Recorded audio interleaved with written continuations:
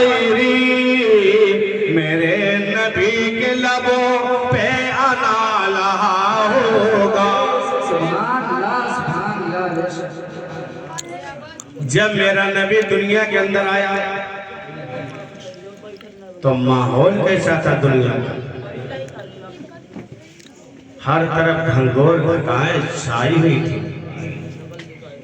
एक भाई की तलवार दूसरे भाई की गर्दन काटने के लिए हम वक्त नियाम से बाहर रहती। यतीमों और बेवाओं की कदरों मंजिलत इंसानी निगाहों से ओझल हो चुकी थी। ऐसे माहौल में मेरा नबी जलवा कर हुआ। आज इंसान कहता है इस्लाम ने औरतों को पूरा हक नहीं दिया,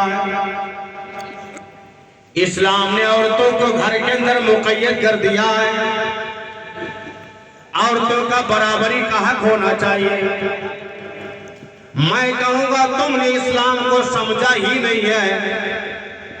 अगर औरतों के मर्तबे को बढ़ाने वाला है तो इस्लाम है। जब तक इस्लाम आया नहीं था तो दुनिया का माहौल देखिए, दुनिया का माहौल कैसा था। अगर बच्चे पैदा होते तो रख लेते, बच्चियां पैदा होती तो जिंदा दफन कर दिया जाएगा। और इंसान बच्चियों को दफन करके फख्र महसूस करता था। वो माहौल था कि कोई इंसान दूसरे को अपना दामाद बनाना पसंद नहीं करता था। बच्चियां चीख पुकार करती थी, लेकिन जालिम बाप को रहम नहीं आता। लेकिन वो मेरे नबी की जात, जब मेरा नबी आया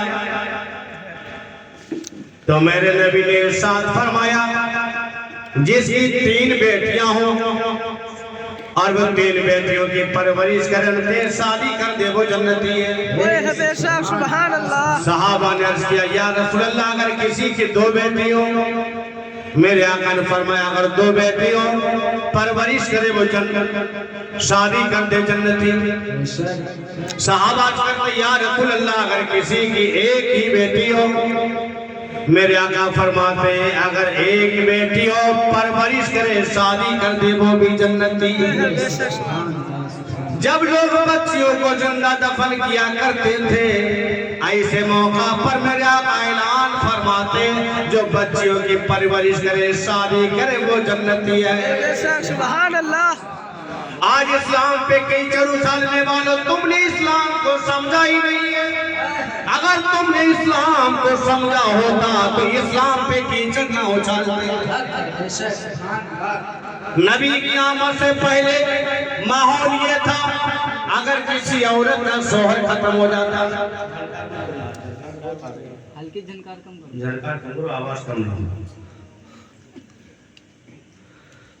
शोहर अगर खत्म हो जाता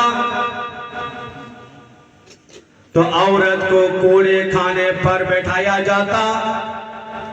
पूरी जिंदगी कूड़े खाने पर बैठकर वो अपनी जिंदगी गुजार देती। बेशक बेशक। कोई भी इंसान उसको निकाह में लेने के लिए तैयार नहीं था, और जो देखता था वो कहता था ये औरत कितनी मनहूस है, इसकी जिंदगी में के शोहर का इंतकाल हो गया। अगर अरब की सरजमीन पर औरत को कोड़े खाने पर बैठाया जाता तो हिंदुस्तान का भी माहौल अच्छा नहीं था। हिंदुस्तान की सरजमीन पर अगर शोहर खत्म हो जाता तो औरत को जिंदा शोहर के साथ चितानों में जलाया जाता। अगर अरब की सरजमीन पर बच्चियों को जिंदा दफन कर दिया जाया करता तो हिंदुस्तान की सरजमीन पर बच्चियों को बलि चढ़ाया जाता। लेकिन जब मेरा पैगंबर आया तो मेरे आका ने 25 साल की उम्र में जो पहला निकाह किया वो खदीजतुल कुबरा से निकाह किया। और हजरत खदीजा एक जगह से बेवा नहीं थी, एक जगह से, कई जगह से बेवा थी, 2 जगह से बेवा थी हजरत खदीजा। और कितनी उम्र थी? 40 साल की। और नबी की उम्र 25 साल की। मेरा नबी पहला निकाह करे तो 25 साल की उम्र हो, और खदीजा 2 जगह से बेवा और 40 साल की उम्र हो। और आज हम क्या कहते हैं? नबी का कलमा पढ़ेंगे, लड़की बैठी रहे दुल्हा के साथ, पूरी जवानी बर्बाद कर दी है। 40 साल की उम्र हो गई, 60 साल की उम्र हो गई है, जो है तो निकाह नहीं करना। और फिर अपने को मुसलमान कहता है। अरे मुसलमान की शान तो यह है जो नबी का फरमान हो उसके ऊपर अपना सर झुका दे। सुभान अल्लाह। नबी ने पहला निकाह किया है हजरत खदीजा से। अब किस दौर में किया? किस दौर में? जिस दौर में बेवाओं की इज्जत नहीं थी, कोई इज्जत की नजर से देखता नहीं था, उस दौर में मेरे आका ने खदीजा से पहला निकाह किया। अब आज का माहौल हम देखें, हमारा शरीयत मुताहरा पे कितना अमल है। नबी के फरमान को हमने ठुकरा दिया।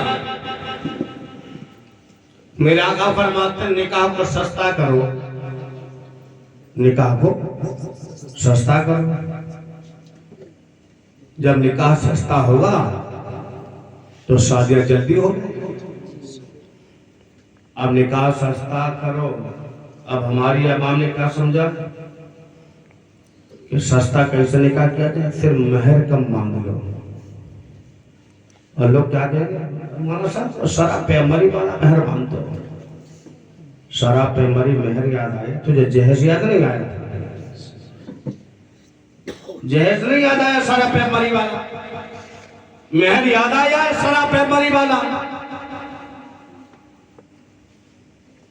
मेरे आका फरमाते हैं निकाह को सस्ता करो। इसका मतलब यह है कि जहेज की बहुत ज्यादा दिखावा और बढ़ावा ना करो, क्योंकि जब बहुत ज्यादा जहेज देगा तो अमीर तो दे देगा, लेकिन गरीब के लिए परेशानियां होती है। गरीब की बेटियां बैठी रहती। और सबसे बड़ा फकीर कौन होता? लड़के की माँ, जिसको एक गिलास भी नहीं मिलता पानी पीने के लिए। जब बहू आएगी तो सारा सामान बंद करके अपना संदूक में रख देगी। बड़ा संदूक पहले से दे देती ना। एक बड़ा संदूक आता है कि जितने बर्तन में सब उसी में बंद करके ताला डाल दिया जाए। उस बढ़िया पे एक गिलास पानी नहीं मिलेगा उस गिलास में, लेकिन सबसे ज्यादा हबी से तो बुढ़िया को है। और जब अपनी बच्चों की शादी आती है तब याद नहीं रहता।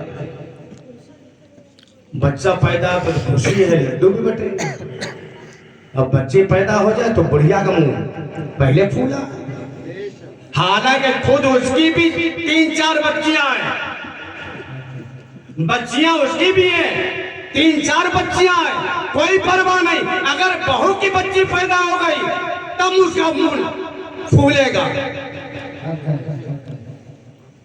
सिर्फ माँ एक ऐसी होती है, माँ चाहे बेटा पैदा हो चाहे बेटी पैदा हो, दोनों में खुशी होती है। बेशक बेशक। अच्छा, निकाह को सस्ता करो। हमने निकाह को कितना महंगा किया? आजकल जो शादियां होती, शादियां नबी के जमाने नहीं होती थी, बारातें नहीं जाती थी। जो आज बारात लेकर जाते थे, ये बारातें नबी के जमाने में नहीं जाती थी। शादियां होती थी, निकाह होते थे। और निकाह के हुक्म है कि निकाह मस्जिद में करो। मस्जिद में, जब मस्जिद में निकाह करोगे तो उस निकाह में बरकतें आएंगी। लेकिन निकाह मुझे मस्जिद में निकाह करना है, निकाह तो मुझे ऐसी जगह पे करना है कि मस्जिद से दूर हो और इसमें सब बगैर दाढ़ी वाले बेनमाजी शरीक हो। तो मैं कह रहा था नबी के जमाने में शादियां होती थी, निकाह होते थे, बारात नहीं जाती थी। साहबी रसूल हजरत अब्दुर्रहमान बिन औफ है, नबी के बारगाह में आए। उनके कपड़े में एक रंग का दाग, जर्द रंग का दाग लगा हुआ था। मेरे आका ने फरमाया, आए अब्दुर्रहमान बिन औफ, ये दाग कैसा लगा है? या रसूलल्लाह, कल शादी की थी, निकाह किया था। क्या मतलब हुआ? अगर बारात लेकर जाते क्या नबी को छोड़ देते? सहाबी थे और खुद शादी करें फिर नबी को छोड़ दे। इसका मतलब ये कि उन्होंने निकाह किया, बारात लेकर नहीं गए, नबी को बताया भी नहीं, निकाह कर लिया। नबी ने क्या फरमाया है? ठीक है निकाह कर लिया, लेकिन वलीमा करो, अगरचे एक ही बकरी हो। तो वलीमा सुन्नत है। मेरे आका ने भी निकाह किए हैं और वलीमा किया है, लेकिन लड़की वाले यहाँ जाना 100 लेके 150 लेके डकैत बन के जाना, फिर वहाँ पे अच्छा खाना मांगना और ये बोलना कि मेरे मेहमानों की लाज रखना। ये एक बार आगे तुम्हारे घर बुलाया किसने तुझे?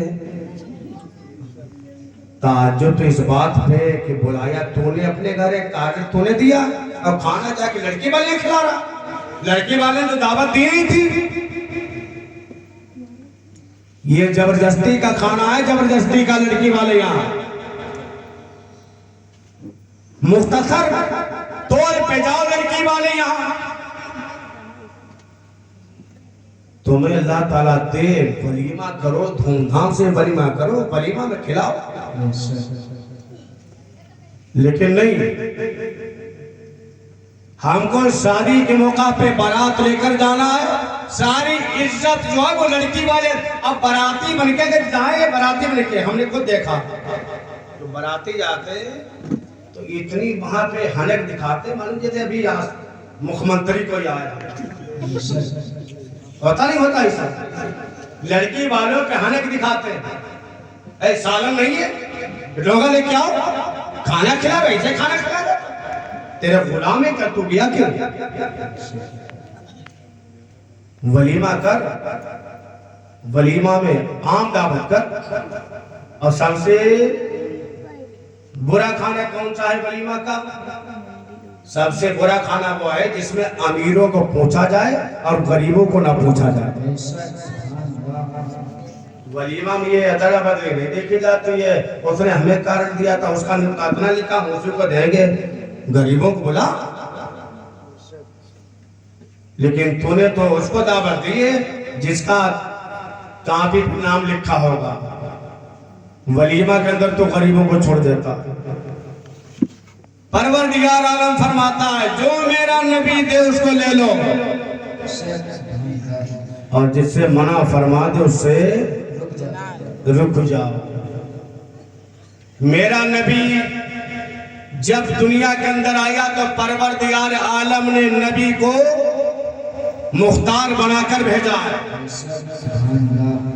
कुछ लोग ऐसे हैं जो नबी को मुख्तार नहीं मानते, लेकिन हम सुन्नियों का नबी पावर वाला है।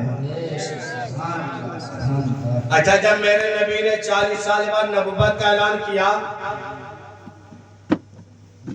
तो कुफार मक्का ने मक्का की सरजमीन को भी तंग किया, मक्का से निकलने पर मजबूर किया। और कोई आता था, मोहम्मद बिन अब्दुल्ला अगर नबी हो तो चांद के 2 टुकड़े करके दिखाओ। कोई कह रहा था नबी हो तो दरख्त को अपने पास बुलाओ।